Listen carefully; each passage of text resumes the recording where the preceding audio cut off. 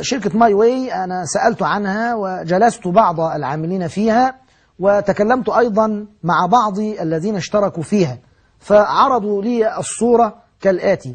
أن يدفع مريد الاشتراك في هذه الشركة 10 جنيهات اشتراك عضوية ليكون عضوا في هذه الشركة،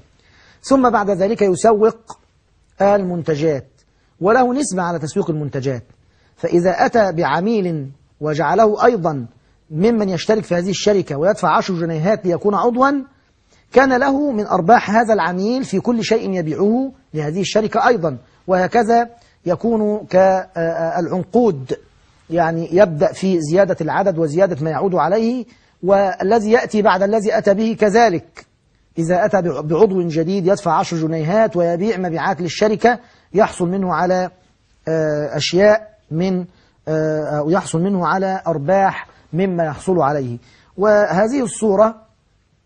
الغرر فيها ليس كبير، لأنه لا يدفع مبلغا كبيرا لأجل أن يكون عضوا فيها، وإنما المبلغ 10 جنيهات مبلغ تافه ليس بالكبير، ويأخذ أرباحا نظير العمل الذي يقوم به. وحتى لو جاء بعده أحد وحصل على أرباح وكان له نسبة من هذه الأرباح فلا بأس أيضا، فهو الذي أتى به ليسوق ويروج لهذه الشركة. إذا كانت بهذه الصورة فلا بأس بها إن شاء الله سبحانه وتعالى وجل وعلا، ولكن ينبغي أن يتحرى من يريد العمل فيها قانون هذه الشركة واللائحة الداخلية لهذه الشركة، لأنني ذكرت هذا الحكم